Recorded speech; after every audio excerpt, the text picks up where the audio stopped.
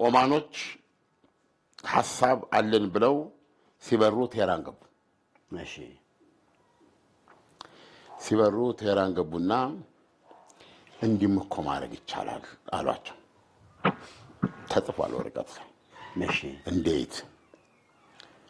ሆርሙዝ እንደ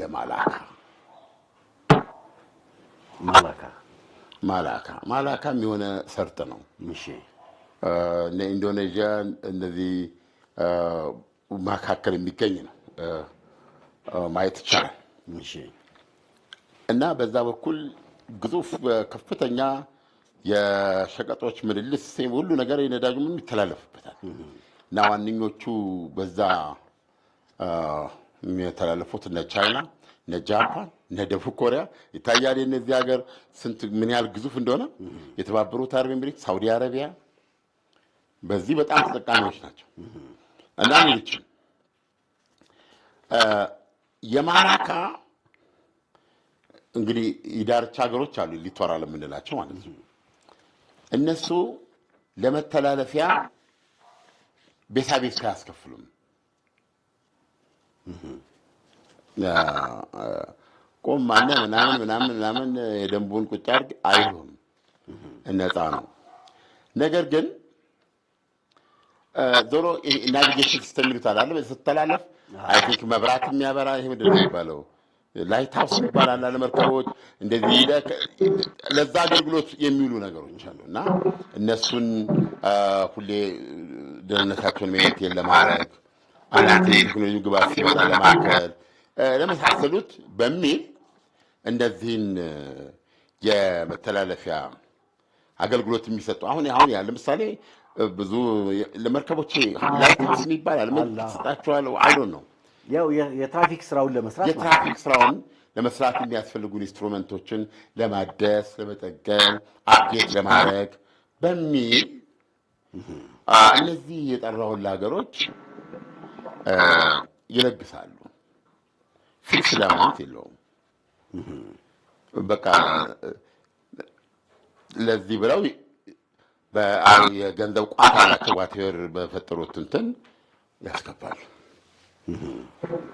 ይሄው ነው አለቀ። እና ምን ያህል ነው የሚለውን ለማጣራት ስሞክር የሚሰጡት ገንዘብ አሁን እነ ሳውዲ ራሳቸው እነ ተባበሩት አረብ ኤሚሬትስ፣ ቻይና፣ ጃፓን እና ምን ያህል ነው መልቲ ሚሊዮን ያህል ምን ያህል ስትል በዓመት ይገርማል። የእነዚህ ሀገሮች ተደምሮ ከሁለት እስከ 3 ሚሊዮን ዶላር ይሄ ምን ከሁለት እስከ 3 ሚሊዮን ዶላር እንደነገርኩሽ ጊፍት በቃ ያን እንዲያደርጉ ነው። እና ብሩን ለማወቅ ከመፈለግ የተነሳ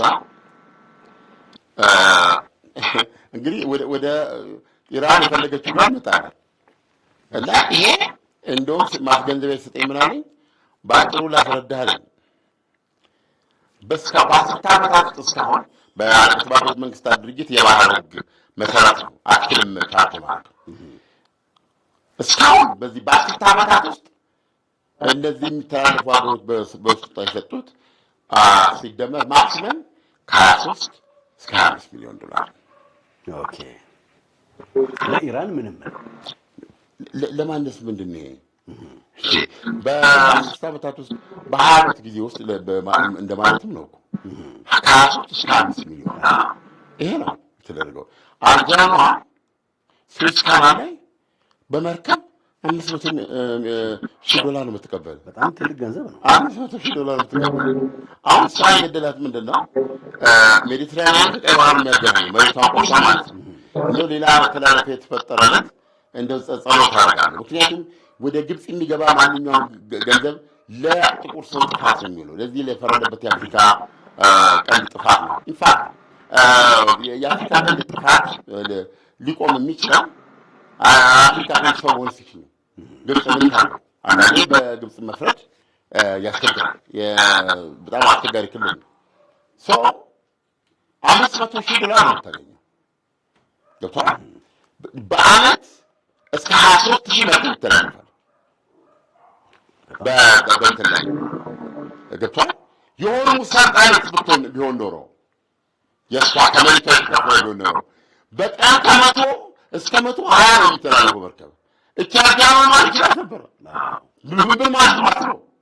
በጣም ትልቅ ገንዘብ ከየሁለት መርከብ $1 ሚሊዮን ትቀበላለች ማለት ነው።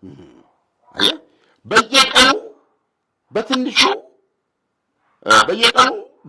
$50 ሚሊዮን ትቀበላለች ማለት ነው። ከ50 እስከ 60 ታደርጋለህ። በየ10 ቀኑ $5 ቢሊዮን አላት። በየወሩ $15 ቢሊዮን አላት። ይህን ሳስብ አገረች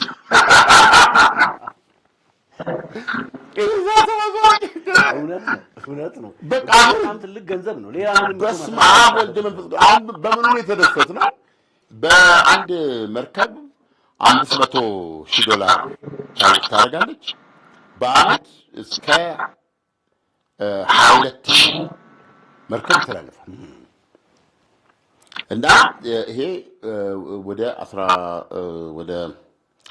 9 እስከ 11 ቢሊዮን $11 በየአመቱ ገበያ አላት። በጣም ትልቅ ገንዘብ እጅግ በጣም ትልቅ ገንዘብ። መጀመሪያ ላይ ኢራን ሆርሙዝን ምንድን ነው ያደረገችው? $2 ሚሊዮን ነበር ማስከፈል የጀመረችው በአንድ መርከብ ዘረፋ ነው ደግሞ ማንታ እና $2 ሚሊዮን እስከ 120 መርከቦች ነበሩ የሚተላለፉት በዛ። እንግዲህ የሆነ አሬንጅመንት ከኦማን ጋር መግባት የፈለገችበት ምክንያት ለምንድን ነው? ለምሳሌ ሁለቱ ግዛታቸውን የማይነካ በመካከል መተላለፊያ አለ። እሱም አብራ በቃ ለመቆጣጠር በእንትንነት ለማድረግ ምክንያቱም በኦማን ከተላለፉ በዛም በመተላለፍ የሰው ሊኖር ሊያደርጉ ይችላል። ያ እንዳይመጣ ኦማንን ማስገባት አለባት። ስለዚህ አሁን በዚህ ስሌት ስትሄድ በቀን 100 በሚል እንኳ ሚኒመም ብንነሳ እቅዷ ምንድነው? ከአንድ መርከብ $2 ሚሊዮን ታገኛለህ። ከ10 20 ሚሊዮን ከመቶ 200 ሚሊዮን ታገኛለህ በቀን በየ10 ቀኑ $2 ቢሊዮን አለ። በየወሩ $6 ቢሊዮን አለ። በአመት $60 ቢሊዮን አለ። እንግዲህ ኢራን ይችላልች ሆርሙዝ ይሄ ነበር። አሁን ባለፈው እነዚህ ኦማኖች ዋና ከተማቸው መስካት ነው። ኦማን ሄደህ አታውቅም? ኦማን ትሰራለህ እዚህ አመቱ ሙሉ እዚህ ምን ትሰራለህ? አብረን እንሂድ ብዬሽ እኮ አንተ ነው ይሄ ነገር እኮ የኔ ስራዬ ሊሆን ይችላል። ገብቶሃል? አሁን እንጂ ዱባይ የደረስክ ጊዜ እኮ እዛው ግን የሚገርምህ ዱባይ ቪዛ ሲያልቅብህ ወጥተህ መግባት አለብህ። ስለዚህ ምን ያደርጋሉ መሰለህ? ከዱባይ የኦማን ፕሌን ውስጥ ትገባና ወደ ኦማን ትሄድና ከፈለክ ኦማን ኤርፖርት ወረድ ስልና በመጣህ ፕሌን ተጭነህ መምጣት ትችላለህ። እውነትህን ነው? የእውነቴን ነው የምልህ። ከእንደገና ደግሞ አንዳንዴ እዛው ዱባይ ኦማን ለመግባት የኦማን ቪዛ ያስፈልጋል። ታገኛለህ። ቪዛውን ትወስድና አንዳንዴ ደግሞ ከዛው ከኤርፖርት ትመለሳለህ። ገብተህ አንድ ቀን በረዶ ላይ እንደሱ አይነት ነገርም አለ። ስለዚህ የዚህን ያህል እንደዛ ከሆነ አንድ ጥሩ ድል መጥቶልሃል። አንተ ኦማን ላይ ማነው ዱባይ ላይ ጥሩ እንቅስቃሴዎችም ነበራቸው አስታውሳለሁ። አሁን ዱባይ ምን እያደረገች ነው? በዚህ በጦርነት ምክንያት ዱባይ ያቺ የወትሮ እዛ የሀኬታም ክልል ኦፊስ ተደርጋ የምታይ ኦፊስ ክልቅ ያለ ባህር ላይ ያለ ምንጭ ማለት ነው። እዛ ቦታ እኮ ከደረስክ አትሞትም። እንደዛ አሁን ያንን እነዚህ እስላማዊ ቤተኞች የኢራን በርዘውባታል።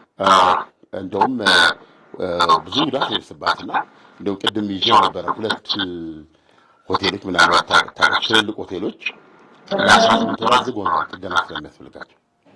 18 ወር አገልግሎት አይሰጡም እና ብዙዎቹ ዱባይ የሚመራሩ ሰዎች ሊያውቃቸው ይችላሉ።